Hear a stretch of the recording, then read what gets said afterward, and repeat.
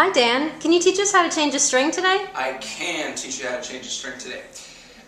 We're going to change the first or thinnest string on the guitar, which is the one that breaks the most often. This one's not broken though, so we're going to take it out. So the first thing we're going to do is we're going to take our string winder, available at just about any guitar store for just a couple dollars, and we're going to loosen the first or thinnest string.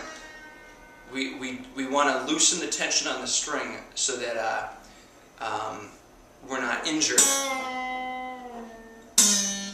if it breaks while we're changing it under tension. So now it's nice and loose, and now I'm going to take the string winder and I'm going to take the little groove,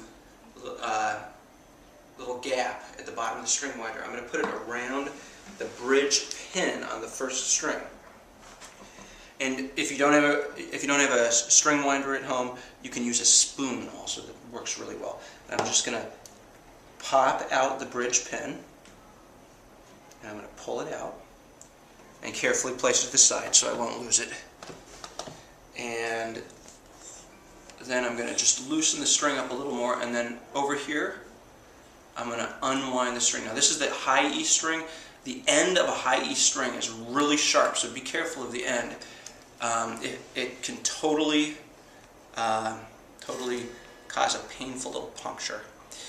And then I'm going to take my string, my old string, I'm just going to wind it up and tangle it up so it's ready to be recycled. And again, we've tangled it up so it's not going to surprise anybody with that sharp end. And now I need a new string, so I'm going to go to my string box over here, and here is a new high E string.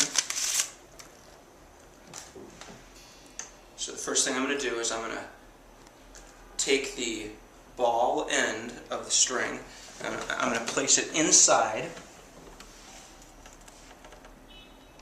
the bridge. And do you see how there's a little groove in the bridge pin?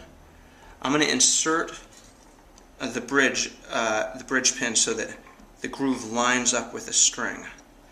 And I can just put some kind of random length of string in there, and then I'm going to just push the bridge pin into the bridge. And then I'm going to come over here to the tuners, and carefully, so I don't puncture my finger, I'm going to feed the end of the string through the tuning post, and I'm going to leave enough slack in the middle of the string over the neck so that I'll be able to put a bunch of winds on the post. If I have too few winds, the string is not going to grip the post and it's going to slip out of tune. So this looks like a pretty good amount to me. And now I'm going to sharply crimp the excess string up at a 90-degree angle. And then I'm going to begin winding the string so that it feeds to the inside of the head of the guitar.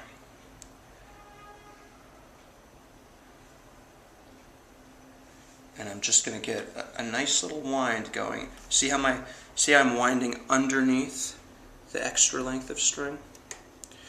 And I'm going to keep a little tension on it too. And now I've kind of got it going, so I'm going to switch to my winder. Wind it up.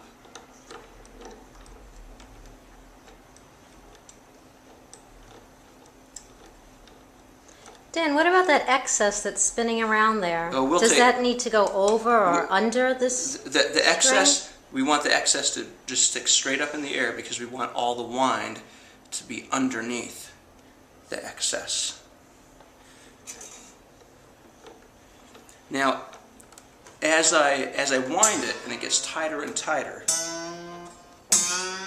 I'm going to check the bridge pin, because sometimes when you're winding the string, the bridge pin will start to pull up. If it does, you just stuff it back down. And now we're getting pretty close to being in tune.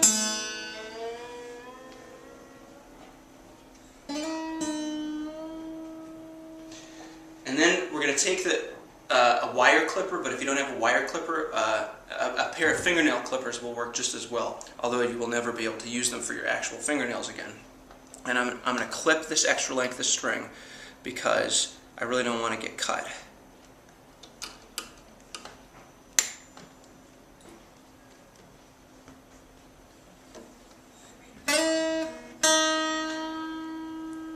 And now I've got a very nicely put on new string, and I'm just going to pull it a little bit.